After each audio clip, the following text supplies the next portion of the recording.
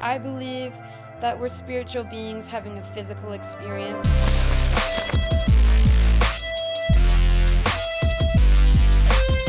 Welcome everyone to episode 19 of Grit and Grace. Wow, prime number. I'm here with the legend, the icon, the beautiful Jenn Blosil, the artistic genius, not just music, but I feel like you're a genius in art and creation. Like I feel like you're just a creative, but especially music. Her music is phenomenal.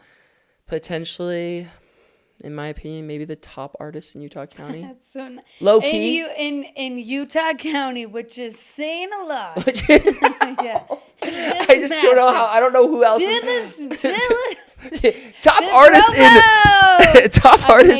in America. In a 1 mile radius. In all America, Utah County. In a 50-foot radius. No, it's okay. With improv. Music is so subjective that I'm like, oh, I know. That's why when I said, as I was like, saying, I was like, oh, someone else will be like, her music sucks. I'm like, great. Well, so do you, but no. So do you. But just that music is subjective. Mm-hmm. I think it's so like, yeah. So, yeah. It really is. It really is. Yeah. Can you introduce yourself to everyone? Sure. Where do I look? Everyone. You can look at me. Everyone. It's just I'll me and you. Me and you. Okay, hi, I'm Jenn. Or you can look at wherever. Yeah. I really struggle with bios because I think it's funny that it's like, let me tell you all these really impressive things about me. But I just joke that I say that I'm from heaven and now I live on earth. What a rush. And there you go. That literally just you saying that just describes who you are. You're just yeah. I forgot to say just a literal spiritual, I don't want to say the spiritual giant, the classic, but literally you hear Jenn pray and you start to question your whole life of prayers. like when we prayed over the porridge the other day when we were eating oatmeal, I was sitting there and I was like, my prayers have been very weak for my whole life. Okay. Her prayer over her oatmeal was more sincere than the prayer over one of my family has. Anyways, yeah. No. But you also need to know that so many of my prayers are like, Dear Heavenly Father, so great. Wow, what am I going to do tomorrow? Wow, I wonder what... I actually don't believe you, but yes. Okay, I'm sure. Yeah. Okay, tell me, just... timeline, where you're born, about you, just a brief description. Oh, sure. I was born in Vienna, Austria, and then my family moved to Utah when I was a baby. And when I was 16, actually, I went back and lived in Vienna for summer, and I learned to speak German, and it also was a really harrowing time for me because that was also the turning point where people started hating Americans.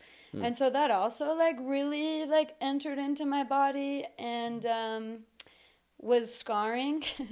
And anyway, yeah, so I learned how to speak German and that shaped my life, whatever. My German sucks now because it's like, it was long enough ago, and I started learning French as well, blah, blah, blah. So they all got meshed.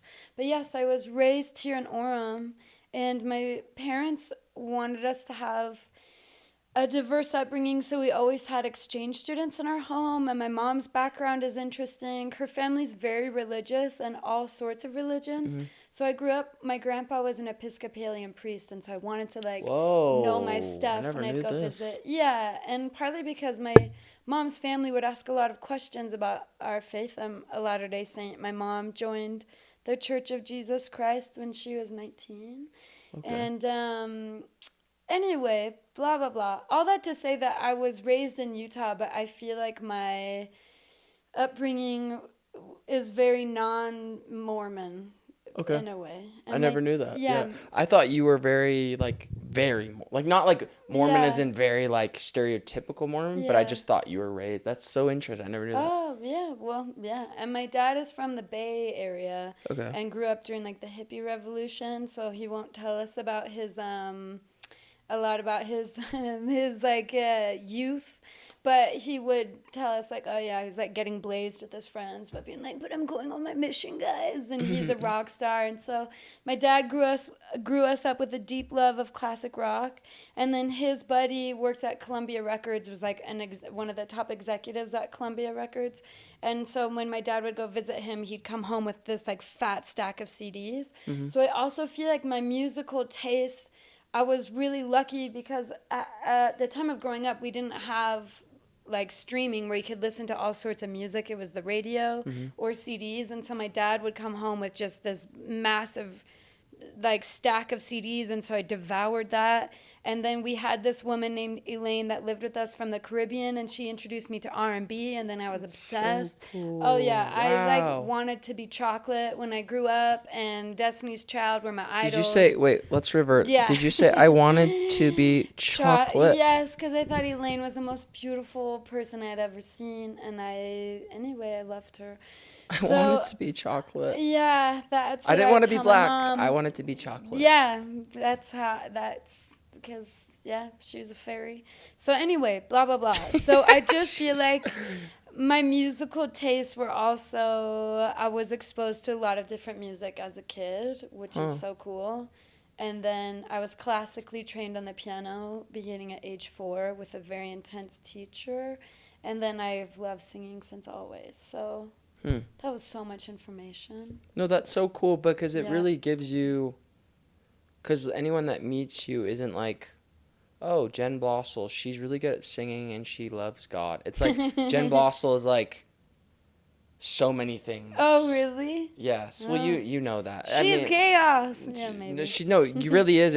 And it makes sense that everything that you've like kind of had happen in your life, it all kind of like aligns with who you are in a sense, because it's like you're not the stereotypical LDS Mormon girl. Totally. You're not that at all. People think that I'm not. They're like, oh, Latter-day Saint. I'm like, hold on.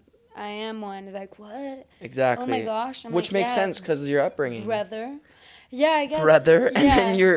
And then your sense of music and flavor and style and the way you dress and the way you handle yourself is so cool because it's now coming together in my mind, how you're like intertwined with all these walks of life. Like you're just like, Yeah, totally. wow. Yeah, that's cool.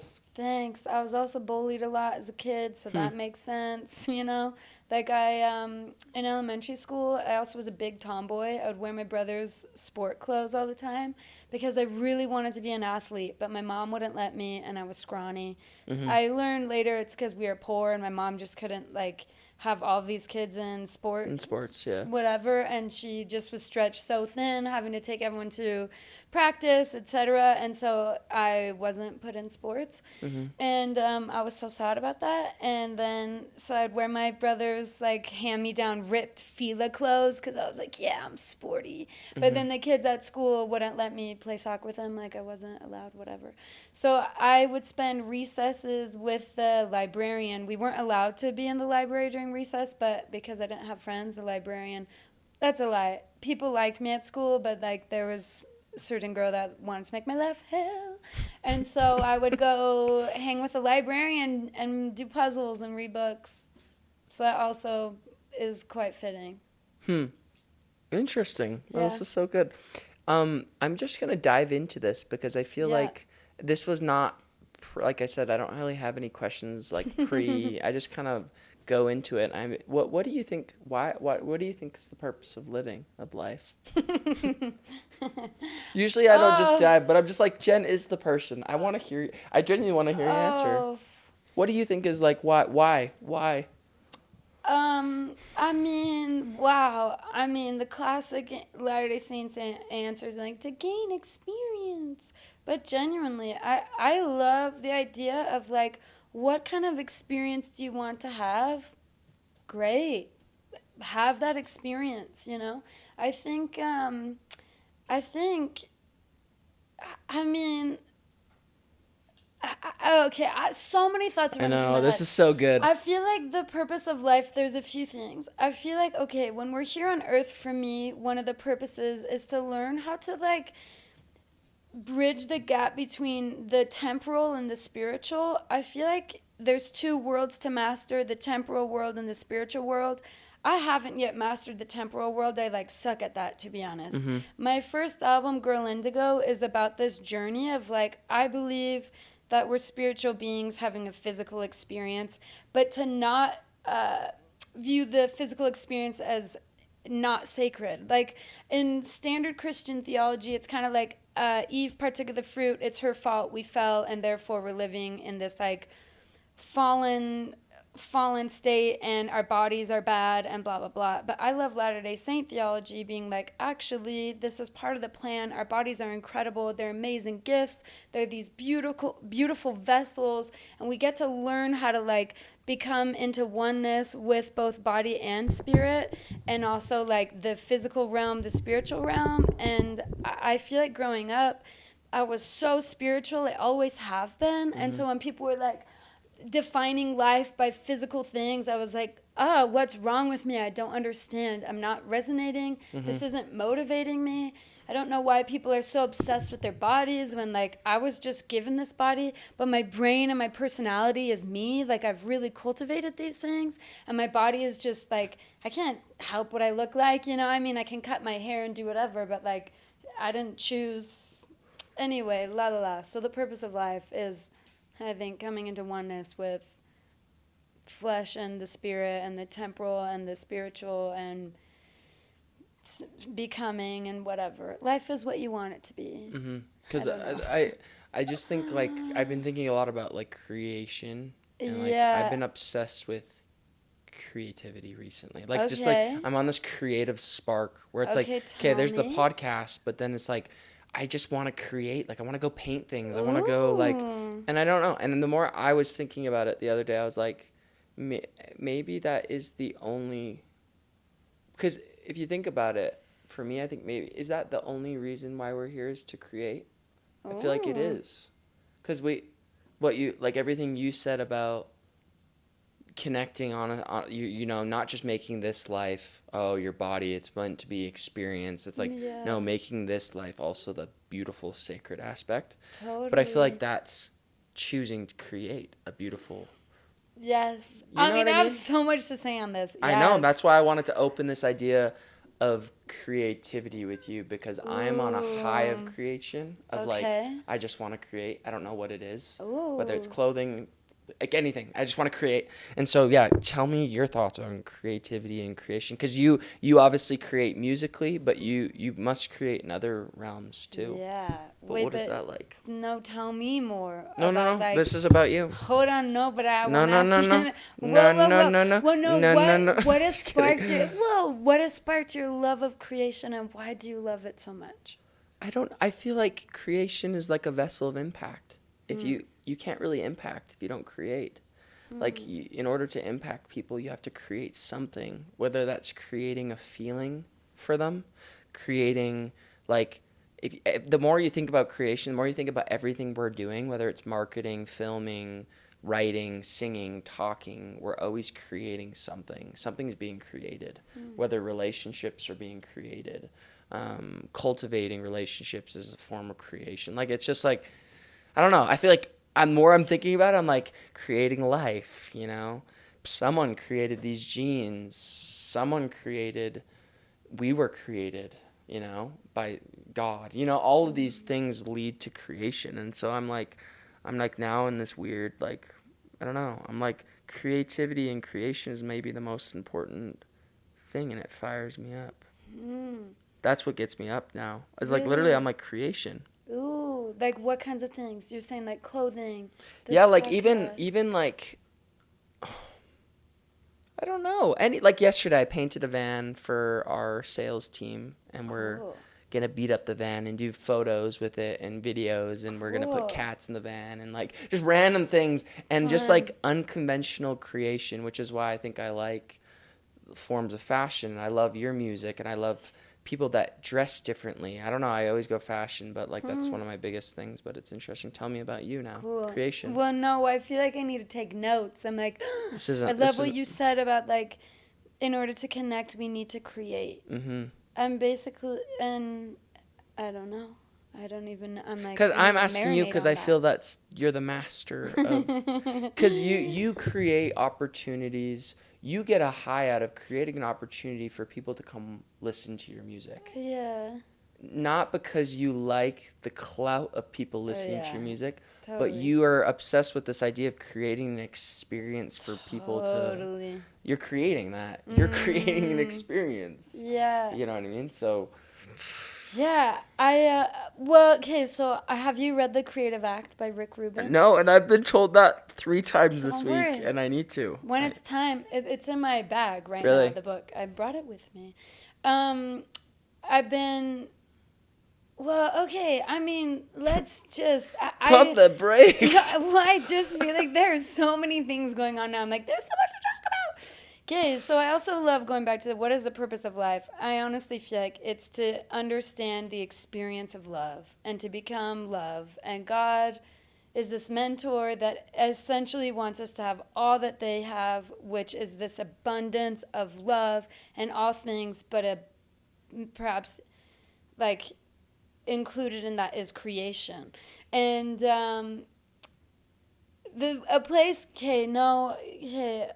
my brain went so many places. This So is why. on This is the good. I know that ADD is just. totally, It's just like. yes, and I'm also like, what will people find interesting? What will they be like? Okay, let me say No. something that that has blown my mind recently. Again, I'm Latter-day Saint, temple garment wearing, whatever. On the temple garment, there's two symbols. It's the compass and the mark of the square. There's actually three, but two of them, the compass and the mark of the square. Let me tell you how this goes into creation. So the compass could be seen as the feminine and the square is masculine. Mm-hmm. And a compass is a tool used to draw a circle in a perfect circle. It isn't just like a compass finding north, south, east, west. So thinking of this, the temple garment, and this mark of the compass, Joseph Smith also talked about it is like one foot in the kingdom and the other circumnavigating the globe to gather in all truth into this one great whole. But in the middle of the circle, there's a dot. And this is like the kingdom of heaven. And how do we find that? It's through the square. And he used the square to find the dot. And it's this beautiful, like, balance of the feminine and the masculine. On the front of the book, The Creative Act by Rick Rubin, it's a circle with a dot in the middle. And I've always been like, oh, why is it Oh a my circle and the gosh. dot in the middle? Yeah. Because this is the center and the point of all creation. If you look under a microscope at when like an egg and sperm meet, it's a circle with a dot in the middle. Also, this is like an ancient sign used a You lot hearing for this? the Are sun. you hearing this, London? I know, This is crazy. It's so dope. This so is we're wild. just these little Latter-day Saints walking around I with don't know the if compass and the Conley, square. are you hearing this? Yeah. The doctrine is being revealed. Yes, but it's so tight that God is like, you are vessels of creation, and we need each other to create. I also, tell me. Wait, no, because I'm trying to think about what you mean by that. So that the Yeah. circle and then the middle is the the Yeah. compass is The compass creates the circle. the circle. And then in the center of the circle is the kingdom of heaven. But you can't find that without the square. The square you use to like find the center of the circle. You can grab the book. It's in my bag. And let me, yeah, boom. So I also love that it goes into like yin yang, masculine, feminine energy, that we need each other, that it's so important for us to also be different and like distinctly different. I'm a feminist in that way, that I'm not like, oh, I'm trying to be everything that a man is, but more like, oh, I'm loving that we're different and different energies, and I'm loving the polarity of these energies, and I'm loving the synergy of these energies. And so, yeah, the creative act, it's all about like... So the center Yeah, is... like this could be said that this is the kingdom of heaven, is the center. So the compass draws this circle, and then the square... It's like the square root, right? Whatever. Don't ask me about math, but it's oh, you need to find the radius, blah, blah, blah. But the square is used to then find this center, and the square is also the exactness.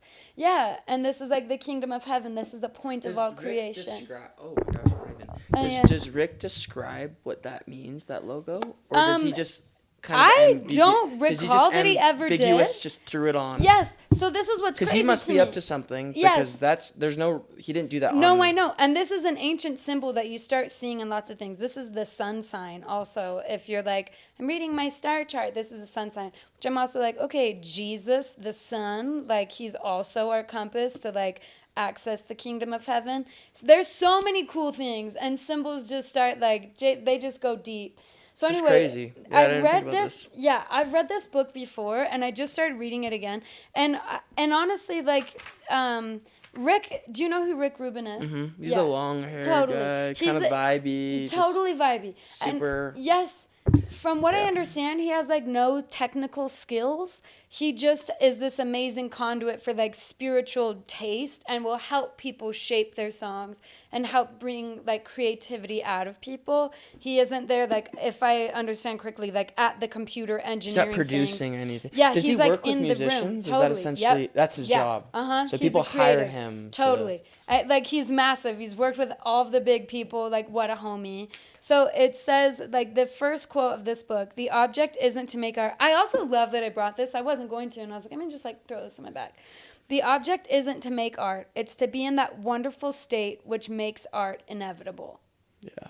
Isn't that it's literally dope? what I feel right now. Totally. That's the realm that I'm in right now. Totally. Mm-hmm. Which is also why, like, I'm obsessed with the gift of the Holy Ghost because it expands our capacity and it quickens our abilities and it enlightens our mind. Like, I love, like, President Nelson will talk about this moment where he was doing surgery and he wasn't sure what to do, and the Holy Ghost diagrammed in his brain the map of like what needed to be done in the surgery. Mm-hmm. So I also love that like accessing God is allowing us to be these conduits for creativity to flow through us and for us to be these just like which literally goes back to what I was saying is I think it's creation is the only meaning of being in the world and on life. Yeah. And that you're using creation as a means to connect and that creation is used in order to like experience love.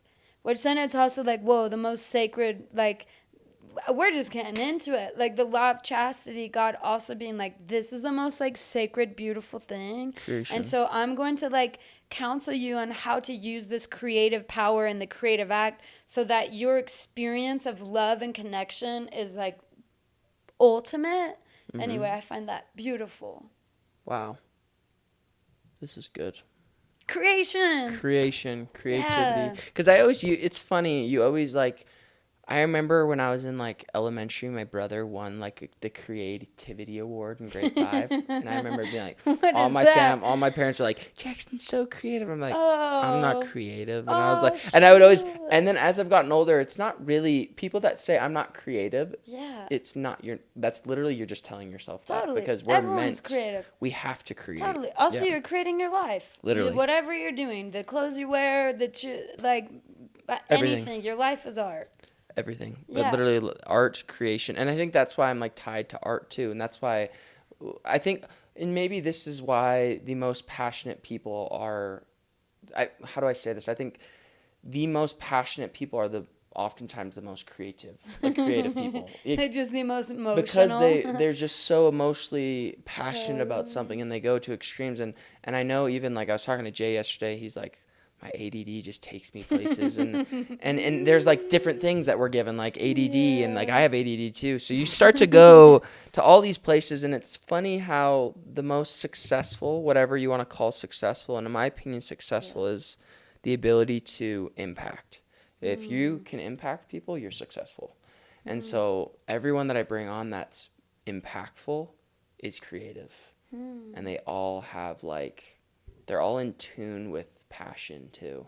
Passion and creation, those together is like you're gonna do insane things. Yes, I'll also say love the Germans, how they translate passion. It's to be willing to suffer for or to suffer for something. So I also love that like passion has come from diligence and effort and sacrifice and grit. And that people are like, oh, I need to like follow my passions. But I feel like it's like follow your curiosity. And as you sacrifice and you keep being diligent in your curiosity, it will become a passion. But it isn't like, oh, I just have this passion. It's like, oh, it's a curiosity that gets fueled, in the furnace of affliction, frankly. And then it's like, I'm passionate about this because you sacrifice for it. Wow. Great. Yeah. That's the end. Thanks, Thank guys. you. Have a good life. That's all. That's all we wanted to do. For you, I guess this is great because this opens up this kind of. I wanted to do this because I wanted people listening to like hear more of your soul and less of your voice. You know what I mean? That was kind of a hard line. Wow. Mic drop. But really, I did because I know that your soul has so much depth. But I wanted to like talk about our conversation really stood out to me the one morning, and I forgot the screwdriver for your dad, by the way. You still have your dad's screwdriver. He's really sad about that, honestly. Really? I think he cried this morning. Oh, good. I'll get it. So, yeah. You talked a little bit about your experience this last summer, and like how old are you again? I'm almost 33. Which is crazy. You would never guess that. But yeah, just a couple this weeks. is such a cool thing to me. And if you don't mind me sharing, just the idea that your first kiss was recently at age so sick. Yeah, he's 30. Age 30. Was it 30 or you're 32? It was age 30. Wow. Yeah, my first kiss was at 30. Oh, because that was 2 years ago. We haven't seen each other for a minute. Yeah. And so I wanted to kind of go like that, kind of to connect the two dots of like your frustration with like people always talking about the physical being and the physical experience with the connection with not like really having that first experience, which most kids are now like losing their virginity at age 12, 13. I know, that makes me cry. Yeah. That makes me so cry because I just think it's like to take it a zillion steps further, when we're talking about the matter of abortion, I feel more like, whoa, how are women and men not understanding how sacred they are, that they're allowing someone into this like deeply sacred space and that it's so casual. Like I had this experience last summer. So I've kissed, and my first kiss was at 30, and then I've kissed 3 people after. You never told me this. Just only 2 people after that. And so I've kissed 3 people in my life. And one of them was like, whatever. And they've all been in Europe. Thank you. But this other one was like, oh, I'm going to surrender into this experience. I like moved into my new Airbnb. This like gorgeous man walks out of the room, tall, dark hair. Is this the one I know about in Europe? I don't know. They're all dark hair. The one that earrings. we don't like, the one you saw sitting at the. Oh no. This is the most recent This one. is the different guy. Yeah, this was last summer. I mean, that also happened last summer. Yeah. And we like them all. Like honestly, whatever. I've since come to learn. People like, he was so toxic. I'm like, it's more like my behavior allowed for that behavior. I think most people are you great. take more responsibility. Totally. And also like men love to get away with stuff, and I'm also like, wow, that's the testosterone in them. We love it. And also I get to guard myself against being the receiver of the bad. Does that make sense? Yeah. Especially as I like see my brothers that are saints and then they're out here whiling. I'm like, wait, what? So it's giving me compassion. Okay, so last summer I'm like in London. This boy comes out. He's emotionally unavailable. So obviously so. But I was like, whatever, I'm going to make out with him. I'm going to give myself this experience because we went to this museum earlier. Whatever, the sexual tension was building, la, la, la. And then the next morning, I was like, oh, I'm such a badass. Like, I'm so empowered. Like, I can have these experiences and they don't affect me. And then like a week later. So you did kiss him that night? Totally. Because I was like, yeah, I'm going to have like a hot makeout session, whatever. Then like a week later, the more I was like, oh, like actually that really affects me. I really don't love that this guy didn't even want to have breakfast with me the next morning, that I'm so disposable to him that like he wouldn't even want to have breakfast. And I'm so cool. Like I allowed him access to me and he didn't care. Where initially I was like, whatever, it's consensual. Like it's not, I don't need this to be anything. It's non-committal. I'm just wanting to have fun. And the more like girls I was talking to about it, they're like, oh yeah, you just start like numbing yourself and you stop caring. And I was like, oh, I don't want to start numbing myself. That is not an answer I love. I'm more like, how can I be far more open to feeling the experience of life and noticing that like I actually feel like I am so sacred that I allowed somebody to just like, again, have access to me and not not recognize the gift that I am. Mm-hmm. So that was a huge turning point too. And like, I am not missing out. I am totally fine. I'm not a non-committal kissing kind of girly. And quite frankly, I don't think anyone is. I think we're like numbing ourselves so much to think like, whatever, it doesn't affect me. And I'm like, I think it affects all of us. We're all energetic beings. And anyway, la, la, la. So yeah, I didn't kiss anyone until I was 30. I went to so much therapy being like, what's wrong with me? Like, I'm so messed up. And now I'm like, nah, dude, I'm just so sensitive. And it took me a long time to meet a person that I was like, yeah, I feel fully safe in this. I feel so surrendered. I feel so attracted to you. Whatever. Anyway. And it was beautiful. My first kiss was great. Mm-hmm. Fireworks. Fireworks. I mean... I remember my first kiss was fireworks. Really? For sure. I remember being like, I was like, is that what a tongue feels like? Oh, interesting. You're like crazy. I was like, whoa. I was like 16. Whoa. I was like, whoa. Yeah, it was crazy. Maybe. But beyond that, I feel like it just was really sacred. Yeah. And that to me is the most like special feeling. Mm-hmm. So anyway. Wow. Yeah, no, I don't know why I wanted to. I just feel like that was a connection to like this idea of like opening up who you really are. Oh, yeah. And that's just an example of your character and like how you don't choose to align with the normal cultural norms. Totally. Like you're just like... to feel pressured into making decisions. I'm like, no. Even as simple as like kissing other people, Totally. you treat that in a way that no one else does. No one that I know. Oh, thanks. Even I've like, I was at one point not quite there, not quite to your level, but at one point I was very much like a couple years ago, and I've fallen into the trap of maybe like numbing, and it's inspiring to hear just that. Not, oh, it's inspiring you didn't have your first kiss until 30. No, it's like, but just it's like inspiring. you know yourself enough. Exactly. We know ourselves enough. I also, this might be too much too, I also experienced same gender attraction, which makes it even perhaps more interesting. Mm-hmm. But then I laughed. I never knew that. Yeah. And then I laughed. Did you make a post about it ever? Yeah, I have, but I don't talk about it a lot because is it in your music? It's in songs that I've never released, but also because controversially, I'm very much like, I don't like labels because it takes away my autonomy. It's something I experience. It's not something that I am. And also I feel like the more I attune myself to like the fine electricity of spiritual things, that's more what I hunger for. So dating for me, I kind of laugh because I'm like, oh, I also am lucky that I'm not like 1,000% straight and just wanting to like jump the bones of every boy. It also like takes a lot for me to be like, oh, I'm so attracted.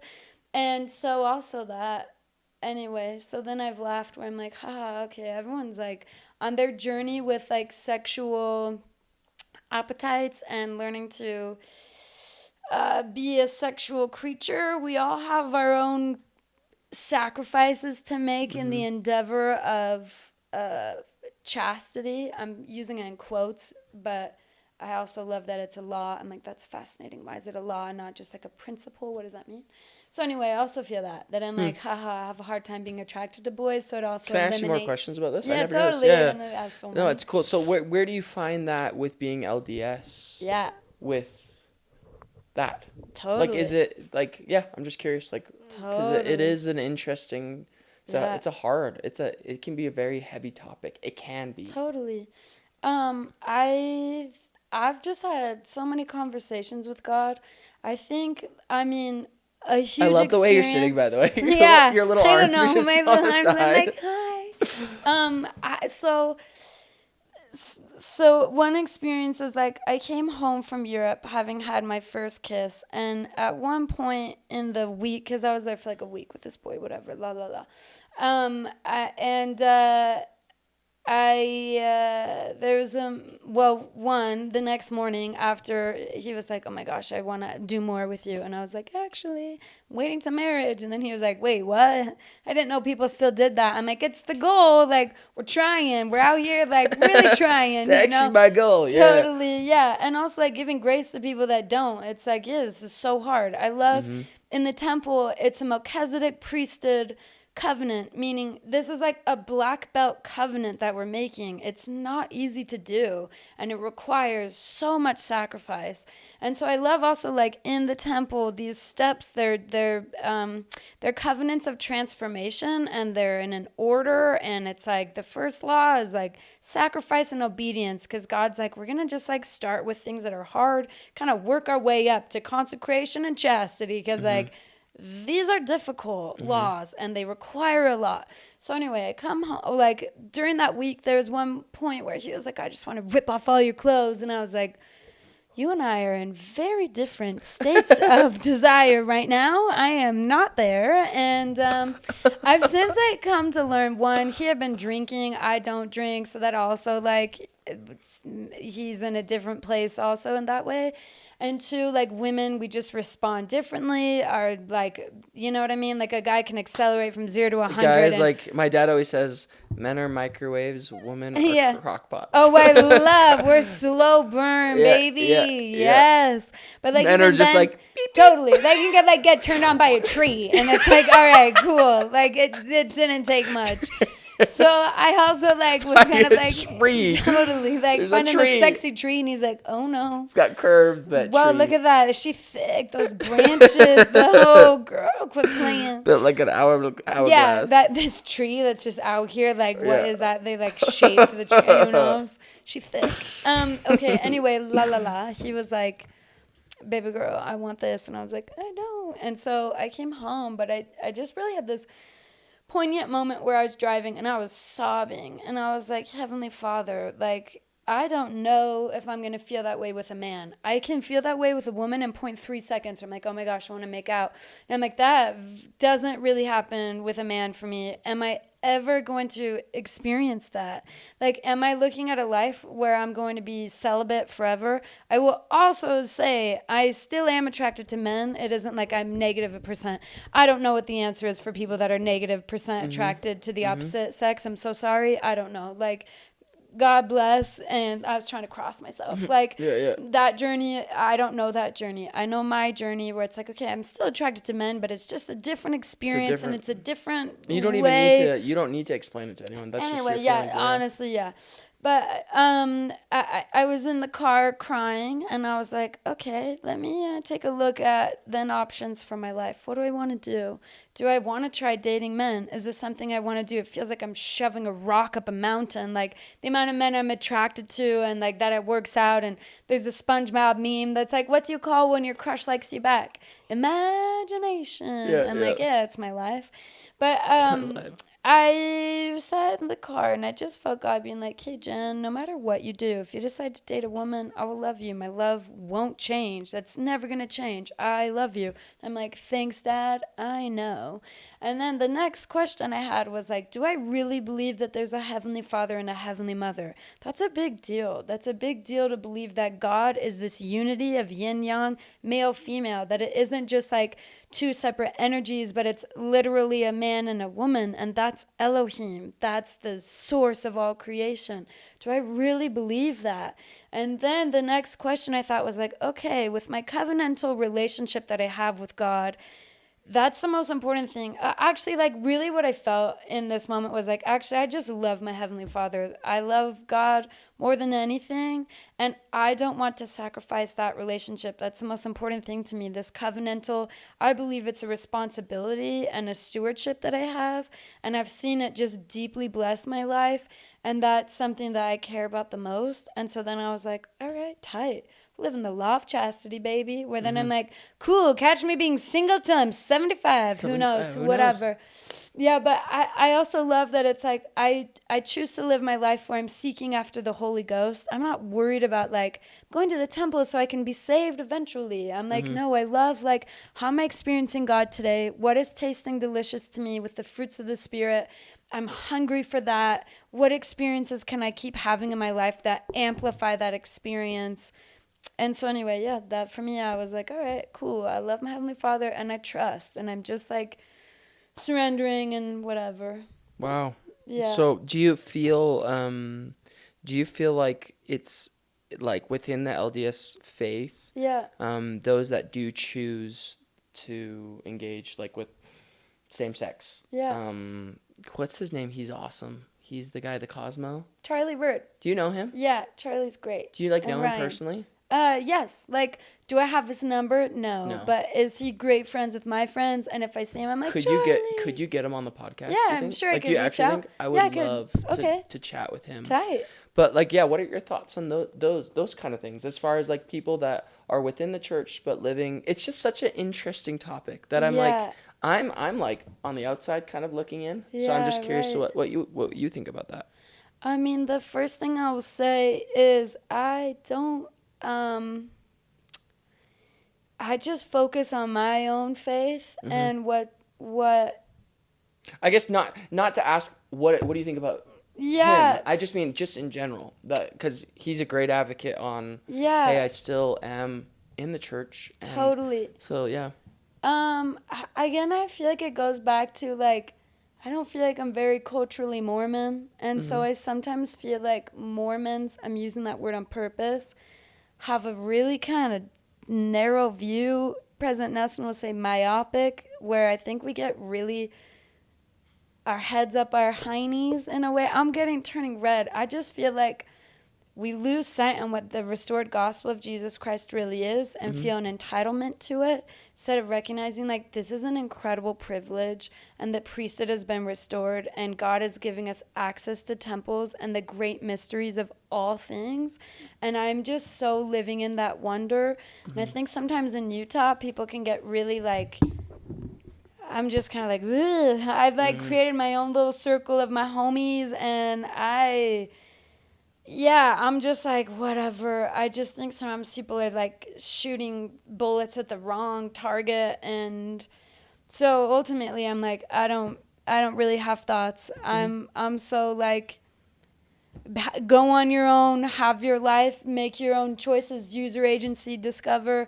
Am I like, the church needs to, what? I'm like, dog, if they came out in 10 years and are actually like, now you can get married in the temples, both genders, we were wrong, I wouldn't be like, I did all these things. I'm like, not making my decisions to date men and to live the law of chastity because I think I'm going to be saved. I'm doing it today because I want to feel the Holy Ghost in this moment and because of the relationship I have with God. And so, yeah, other things within the church, I frankly am just like, I'm so much more curious. Oh, tell me. You're just so spiritually mature. I know, maybe I'm just a nerd. No, you are. But I'm so much more fascinated by people that leave and come back. I'm so much more fascinated by people that have not allowed the Holy Ghost to be alive in them in the same way, and then they start tasting it again, and they're obsessed with that fruit. Amazing. That to me, boom. I'm like, I'm there. Tell me those stories. I'm so much more fascinated in the gathering of Israel, what that means, circumscribing all truth into one great whole, and being alive by the things that are true and living. And like, that's what motivates me. And then the things that are like, oh, this needs to change or negative, I'm just like, ooh, I don't have time for that energy.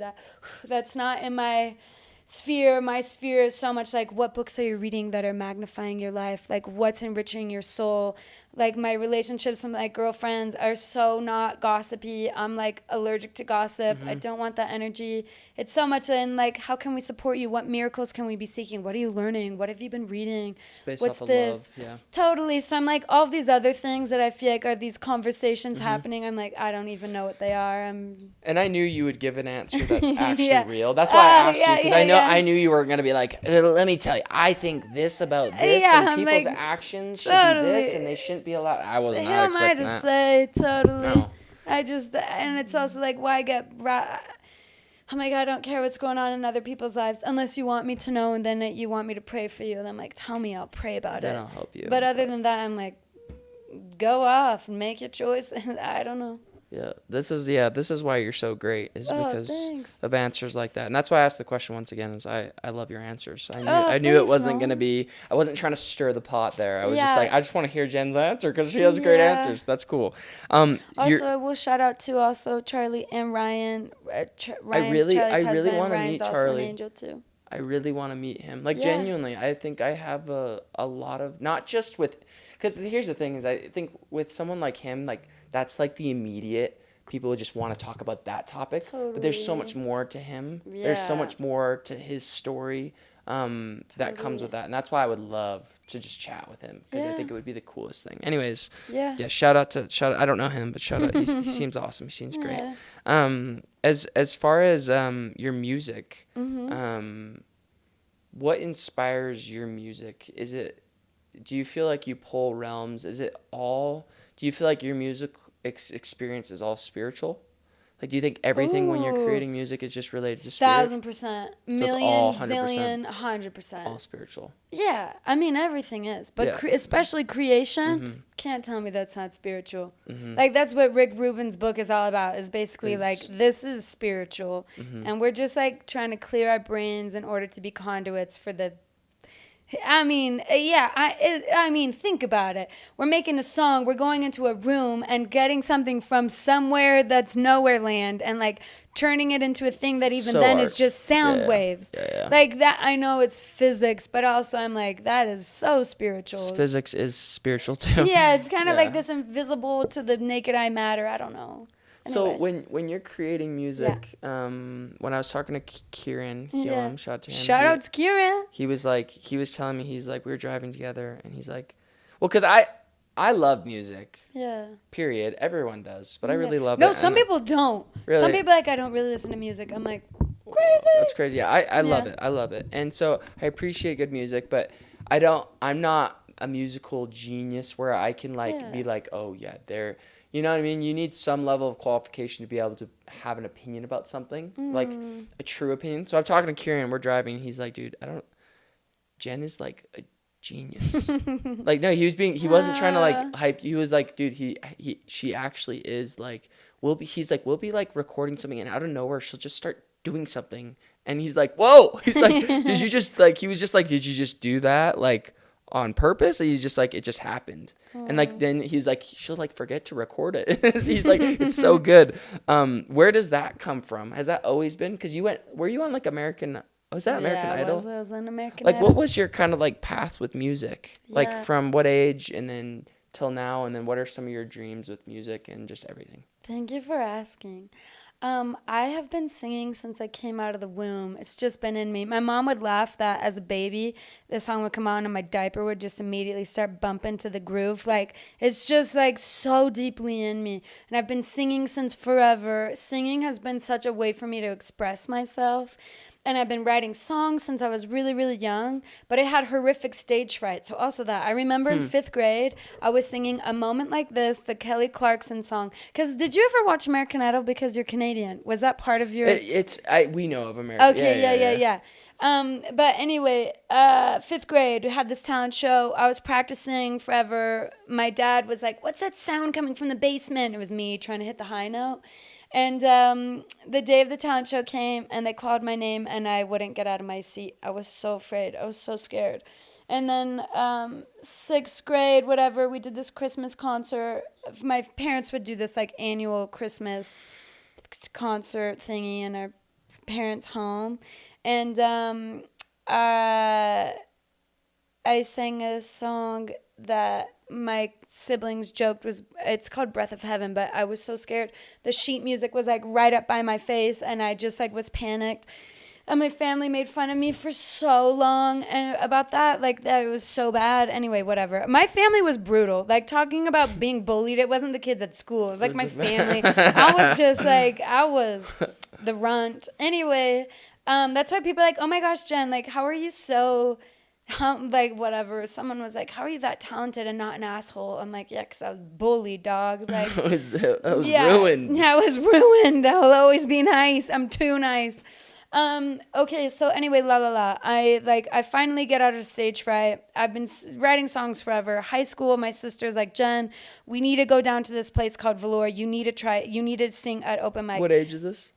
Like 15, 16. Okay. And you need to know, too, during all this time, I'd always try out for, like, solos in school, never getting any solos. Like, so it wasn't like people were like, Jenn's voice is so good. It was people kept being like, Jenn kind of sucks. Or not that kind of sucks, but, like, the feedback I got from my family was like, this is terrible. I'm trying out for school programs, never getting solos. So I heard this quote from Taylor Swift, and she's like, every musician does it because we just we're like crave the applause, whatever, we crave the validation. And I was like, oh dog, can't relate to that one. I did not get that, like I didn't pursue music because it made me so cool. It was like I had to do it. And so anyway, my sister finally took me down to Velour, and my high school was rad, homies were so cool and came and supported me. And so they pulled me aside and they're like, oh my gosh, like, how often do you perform? And I'm like, outside of my living room? Never. This is like my first time. And they're like, you need to come back. So I came back and I did an opening. I think I like opened 2 times. And by my 3rd show, I was headlining Velour. And so that like, it was pretty fast. Were you just doing covers or are you doing No, your own original songs. I've been writing songs, my own songs since I was 0. Like always writing. And so anyway, then I'm in high school and I'm doing these shows at Velour. And this is, like, Velour's so rad. Then I graduate high school, and I audition for The Voice, because my friends are like, let's go down to LA. We're going to do this, like, crazy adventure and go try out for The Voice. I'm like, whatever, count me in. This sounds so silly. Mm-hmm. So I go and audition, and then with TV shows, it isn't about talent. They put you through casting agencies, so they're casting characters. Mm-hmm. And I was this character for them that was essentially really boring. I have, like, I grew up with a famous aunt. This is not now, like, I'm like, this is like, we're just gonna be honest. This is like stuff I normally don't talk about, but that really traumatized me. She is incredibly famous, but her and my uncle went through a really traumatic divorce, a really brutal, horrific divorce. And also, like, I have a cousin that, Michael, who committed suicide, and a lot of my cousins just were in different kind of rehab programs, etc. There's a lot of stuff. So I grew up with this idea of, like, that auntie? Oh, totally. Every Fast Sunday we were together. Yeah, She lived in Orem with my, like, close to my family. So, like, every holiday, every Fast Sunday we were there. She wasn't with the Osmonds. She would be with the Blosils. And I just saw, like, to me, I started telling myself the story of, like, oh my gosh, if a woman is a breadwinner, then it, like, totally throws things off balance. And then also, like, fame just destroys families. And, like, I also grew up, you know. You witnessed that firsthand. Totally, in a Christian household that's like, the music industry is so evil, whatever. And now I would say, like, anywhere is bad. Like, whatever. And you're going to find the bad if you want to find the bad, and you'll find the good if you want to find the good. Yeah. And so, anyway, I grew up, like, super traumatized. So I also was not, like, fame hungry. I was very much like, I'm art hungry. I want to make an album. I don't really care about fame. I've seen it, like, ruin my family. And so I'm not motivated by that, which I'm like, I could really use a healthier dash of, like, needing this in my life to, like, make myself be better at promoting, whatever. Anyway, so I'm in LA, I'm auditioning for The Voice. They eventually call me and they're like trying to get a story, and I'm like, cool, I could have this story with Marie Osmond as my aunt, blah, blah, but I'm not going to use that. That feels so cheap to me, and this is my family. I'm not going to tell this story. So essentially what it came down to is my story is so boring. I'm really religious and I have no haters, and so they're not going to use me on this TV show. And when I had auditioned, This is The Voice? This is The Voice. One of the crew members was like, that was the best rendition of that song we'd ever heard. So I was also like, okay, there's like something here. They love my voice. Anyway, a month later, this like A&R representative of a record label, Interscope, contacts me and is like, I really want to work with you, Jen. And I was like, I don't know. But he was so persistent. So I'd go out to LA and I'd work in the studio. And I was working at the same time as Imagine Dragons with the same record label. Mm-hmm. And so, like, one day, I was over at Dan, the lead singer's house, going through songs. He's such a good dude. He's a great dude. He seems like a really, like, he talks a lot about the mental health and how he goes to therapy. Yeah. He seems like just a good, vulnerable guy. Totally. He's so sweet. Like, the first time I met him is because we both played a show together at Velour. And you did? With him? Yeah, Like, Wait, so you played at a show with Dan? Is that his name? Dan? Yeah, Dan, with Imagine Dragons. You played this show with Imagine Dragons? At Velour, yeah. I've been in this game a long time. I forget that you're 30. Yeah, that's crazy. I know. I was like, when you were 15, I'm like doing the math. I was like 6. It's 7. Incredible. Wow. Isn't that wild? How old were you when you did it with the Imagine Dragons?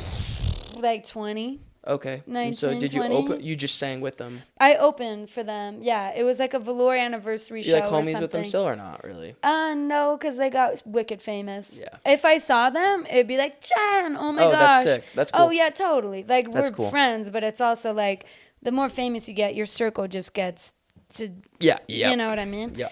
And so anyway, we working at the same, oh, well, to say this, like, we played a show together, and Yeah. they came out to hear who was singing. They're like, we never come out to hear who's singing, but like, your voice was so good, we were so blown away, we had to come see. So we became like family. He like picked me up and swung me around, and I met his mom, and like we were tight. I've like stayed at his parents' house in Las Vegas, whatever. I've seen his house. I actually was at my friend's house last year.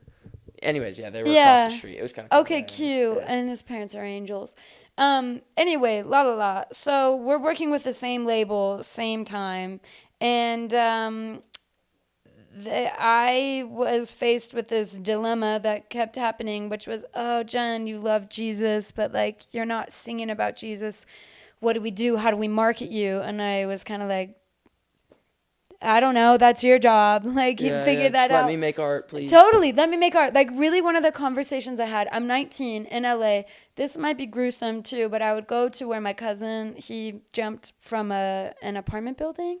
And I would go sit outside his apartment building to, like, ground myself because I was working with these people. Suicide? Yeah. Because that was grounding for you. Yeah. Because it was kind of this reminder of, like, this is real life. Yeah. Like, this label has been like, we can offer you the world and do all this stuff. Yeah. And I'm like, cool. I just want, like, a healthy family and, like, to be healthy and happy. And I feel like, low-key, my cousins, not to be like his life was at the cost of fame, but also, like, you know what I mean? It like, was attached to it, yeah. Yes, that I was kind of like, cool. Let me just, like, make sure I'm not losing myself in this process. And so I was working with them, and I would, like, one of the first conversations we ever had was, like, again, I'm 19. I was like, just so you know, I really want to be a wife and a mom. Like, that's the most important thing to me. And they're like, okay, well, what happens, you know, if you get so famous and then this right person comes along? I'm like, I don't know, figure it out, you know? But they were kind of like, whatever, she doesn't mean what she says. She's 19, we'll get her. We're going to, like, keep tempting her with, like, global domination and global fame. And I was like, listen, I know I could get there, but I would care more about making a record that's, like, number 7 on the charts and is, like, something I'm really proud of than being number 1 and not making a record that I'm proud of. But again, they were like, whatever, she doesn't know what she's talking about. And so anyway, we're like working together, and one of the final conversations I have with this homie, I was like, listen, you're having me with the wrong producer. He's not making the right music. This isn't the right fit. I'm not loving it. You're having this guy that can do all sorts of things, but I like need these players. Like, a live show was really important to me, that I wanted to like create a record that also translated to like a live setting. That was really important. And then also, I had this song at the time that was about, like, I'm not my hair, I'm not my clothes. That's not what makes me beautiful. I'm beautiful because I was created by God, whatever. They're like, oh, you can't say that in a song. Essentially, I'm not edgy enough. And so, like, you can't sing about God if you're not, like, a Christian artist, whatever. All this stuff that now I'm like, this is such... Trying to give you rules. Well, yeah, but also, like... my male counterparts are not having these conversations. Like, Imagine Dragons isn't like, how can we sexualize you in order to make sure your music sells? But for a woman, it's Imagine very Dragons much... was doing that? No, it's just like, they're at the same label, right? Yeah. They're not having these conversations like, hey, Dan, you're a Latter-day Saint, dog, but like, that's really hard for us to market you. Yeah. Like, they're not having that conversation. It was irrelevant, but it was such a big part of my conversation, because as a female artist, it's more about like, are you sexy enough and can we market you, and are you hot, and totally, it's so dumb. And the tides are turning, but even still, like, they are, but even still, it's like so many women are like hot before they're incredible artists, and it's like, all right, whatever, who cares? It is. I used to be annoyed at it, and now I'm just like, it's silly, and that's how it is, and who cares? Anyway, so I'm 19, I have this song, and I'm in Utah, and because I would go back and forth. I wasn't signing anything, because I was like, I don't want to sign anything until it's like a good deal. I don't feel great about this. So I'd like work at a call center job, and then go out to LA and work, and then come back and be at my call center job, and then go back to LA. So one day I was in a practice room at UVU, and I was reworking that song, because I was like, okay, I see their point. Like, if I'm singing about God, but I'm not edgy enough for them, like, let me see if I can rework this song. And as I was reworking the song, I also to that point had never really felt like God's love for me, as everyone's like, you'll feel this overwhelming feeling. I'd like never felt that. And one day in that practice room, I like went to go change the song, and I was like overcome with this feeling that like God knew me, and I fell to my knees and I wept, and I was like, oh my gosh. Wow. And then beyond that, it was more like, oh, I can't take God out of this song. And it isn't just because I need to sing about God. It was because that's what makes it honest.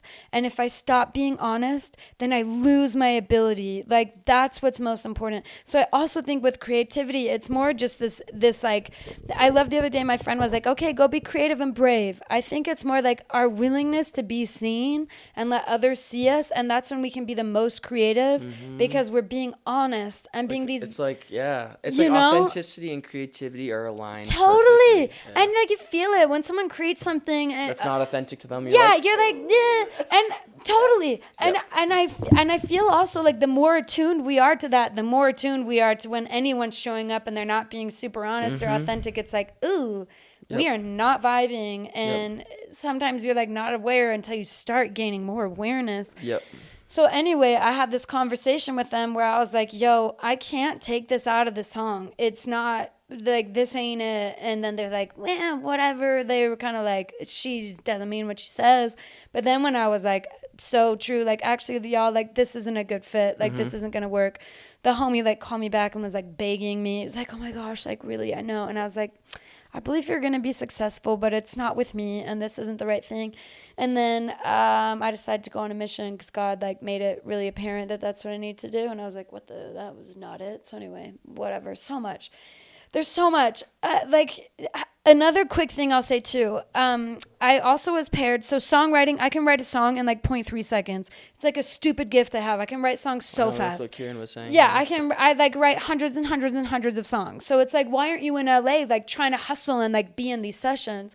So I had this, my friend hooked me up once, like, because I'll even say, like, I was on American Idol, and I told you this, I think, when you were at my house, like, a few months later, I was in a studio and I like wrote the song. Literally, I love doing something that's called top lining, where someone has chords and then I put on the headphones. I don't like to hear it first. I love to just put on headphones and like freestyle over it.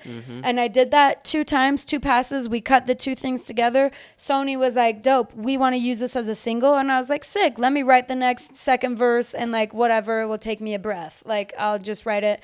And then that song was used as the finale winning song on Dancing with the Stars, but it was on the same couple years, like whatever. But it was right after American Idol. So American Idol, I lost trying to sing other people's songs. Then it was rad that these people won using a song I had written on the same stage as when I was on American Idol. So it was filmed on the same stage, and they won Dancing with the Stars using a song I had written. So do you Did you just, this is careers, oh, but yeah, do you get anything from that? I mean, but not much. Percentages off of any of that? It's like my song got licensed to like be in, and I wrote the song, like the guy who wrote the chords and this other homie John Hancock was there writing it with us, and so it's like we all get a split, but it's like you don't make much. And I think I got like $5,000 for it being on the show. It's like, anyway, but for me I was like, $5,000.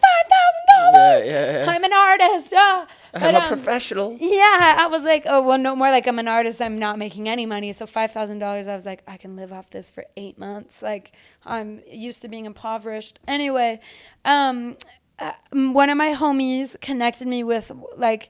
Also, okay, I'm jumping everywhere, but going into songwriting. So I go on my mission. Right before my mission, I decide I'm going to like, so I worked with this label in LA. It wasn't the fit. I'm like, let me like do my own thing. Let me raise money. I decided to do this Kickstarter. Who is Jenn Blosil? We put posters all over town, sidewalk chalk. Provo woke up and there was posters saying, who is Jenn Blosil?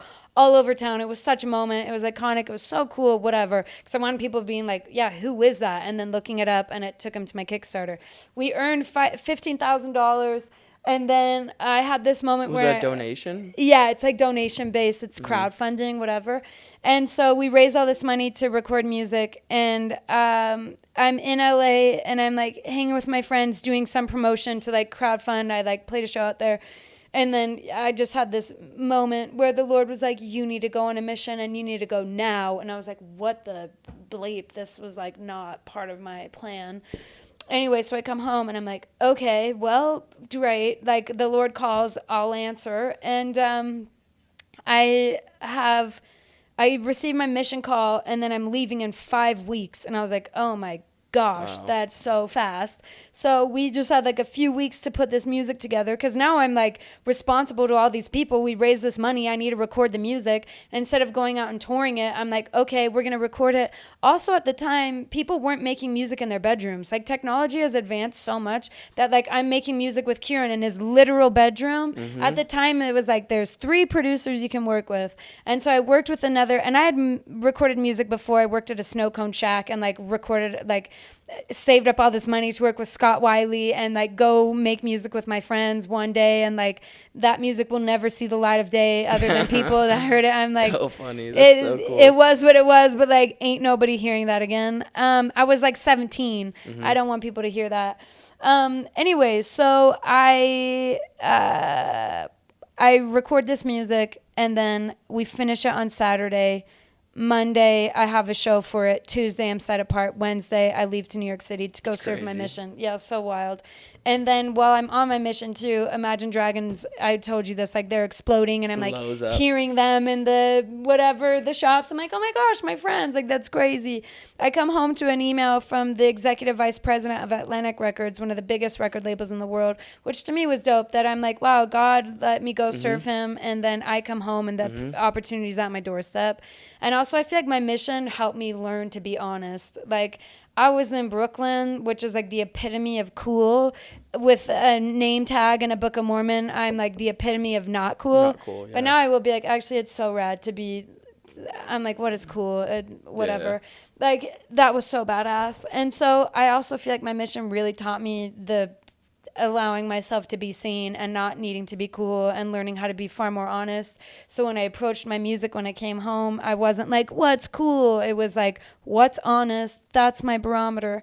So then I was working with this label in New York City, but then again, their problem was like, Jenn, we don't know what to do with you because you love Jesus. Still back to this. Still back to that. But what I will say is when I was at Atlantic, they paired me with this songwriter named Michael Pollack, who's a legend. I love Michael. And we'd get together and write songs. And I remember one day we wrote this song, and I'm like, Michael, we need to go show. His name is Pete Gambarg. I'm like, we need to go show Pete. And Michael was like, Jenn, you can't just like go walk up there. I'm like, yeah, we can. Let's just go. And he's like, no. Let me like text Pete assistant. Like, let me make sure. And so anyway, I can't remember if we ended up I think we got to play the song for Pete, whatever. That opportunity didn't work out again. They started being like lukewarm because they're like, we don't know how to market Jenn. Like this religion thing, which I'm still like, that's so... I know. I think really I'm kind of like, cool. I got to own it more. It wasn't even like you had this like Christian, like you were like just purely all hallelujah, only talking about the Bible. Which would have been even more, that would have been easier to market because they're like, she's clearly a Christian artist. Yeah, it was more this like, well, if she's going to talk about music and God, but she's making pop music, how do we market that? How do we market them? Where I feel like now it's like more normal for artists to be like, I'm also Christian and I make rap, you know what I mean? Yeah. But for some reason 10 years ago, it was like, you can't do that, you know? Like, Lorde is now on the scene, and Adele and all these people, and Billie Eilish that are, like, crossing genres and doing all sorts of things. Justin Bieber is, like, more open about his faith, and so now it's normal. But 10 years ago, it was, like, that wasn't happening. Anyway, Michael Pollack is now, like, one of the biggest songwriters in the world. So what's cool is being like, oh, yeah, Michael's my homie. We wrote well together. So crazy. Yeah, which I'm also like, dude, I can hang. And then another... Well, of course you can hang. Well, do you ever... And we'll wrap it up, but do you ever like feel like... how to just straight shoot? Do you ever just feel like... Not jealous, but just like, why am I not there? Oh, dude, I used to feel that all the time. Why am I not... Oh, yeah. Why am I not with Michael? Why am I not with the Dragons? I was in the same category as them, and now I'm... And I was living at my parents' house. Yeah. Let me say 2 quick things because this is what I forgot. long-winded brain was trying to get at. I had this other session with one of the top songwriters in the world right after he had written this like smash hit, and I'm in LA. And what hit?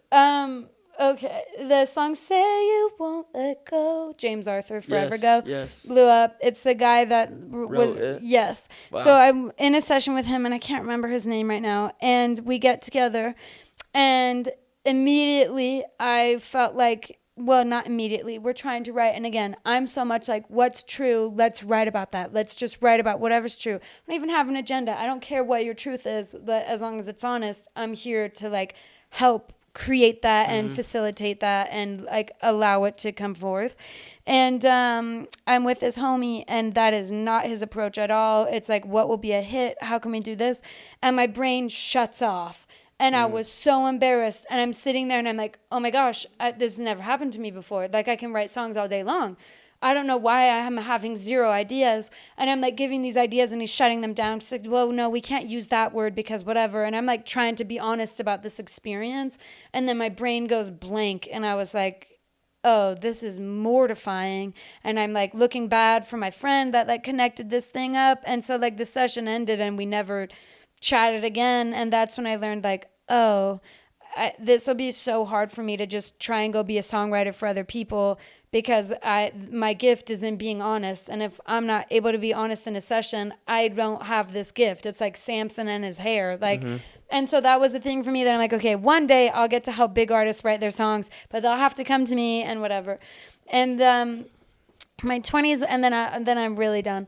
In my 20s, okay. It was a lot of me. I never knew most of this. Yeah, being super depressed because of this. That like my friends were getting opportunities and blowing up, and I kept having these opportunities, and they'd go nowhere. Like I was on American Idol, and I lost. I worked with this label, didn't work out. Worked with another label, didn't work out. Reached out to this other label. They're like, she's not like. She's not wow enough, didn't work out.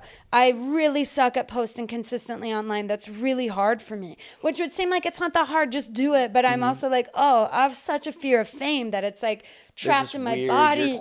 Totally. That it's like consciously, I'm like, I want to be famous. And my body's like, no, if you're famous, it would destroy you, you know? So I went to so much therapy about that of like, oh, I need to work through this. And then one day I'm sitting in a Sunday school lesson and we're talking about Shadrach, Meshach, and Abednego and Daniel.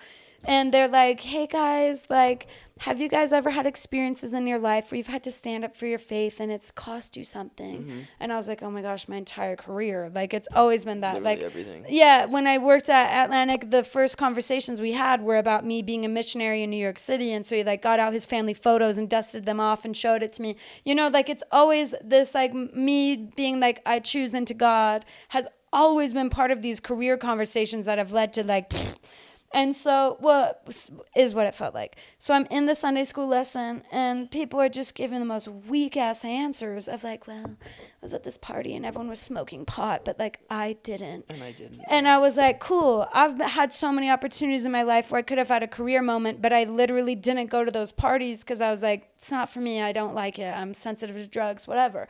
Where I'm like, this is just my whole life. And so then I'm sitting there in church, and I was like, oh, I thought I've been a failure this whole time. I felt like a failure. I felt like such a loser. And now I'm just like tight.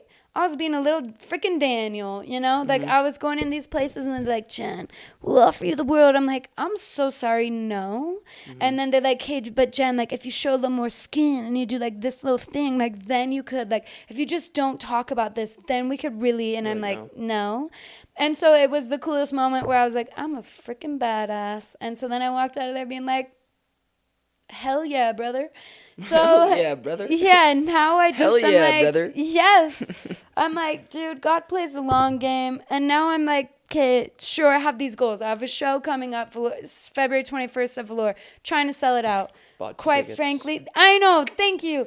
I don't think it's going to sell out, honestly. Like, people are not really buying tickets. Sell out, so I'm like, cool. I'm like putting this out there, like, let's sell it out. And it's probably not. And then I'll be like, well, it didn't sell out, guys. So, but low-key, I'm kind of like, if it doesn't, I'm like, that's on you. That is on you. I tried. Yeah. And so I've also learned, like, I'm just removing my expectation and my sense of self from outcome and being like, I'm just enjoying the process. I'm enjoying what is. That's why, again, it's like all of these things, like same gender attraction, blah, blah, blah. I'm just really having to learn, like, okay, but how about today?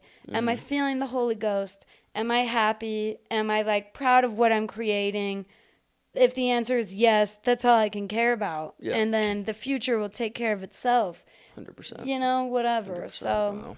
those are my goals. Wow. Wow. And This I'm working is so on the good. next album, and I'm stoked. I'm stoked because the sample that you showed me in my car was Thanks. actually Noah. unreal. I have it, so I'm gonna leak it to the whole world. Oh, yeah. Leak it before it's even, Send like, it out. totally done.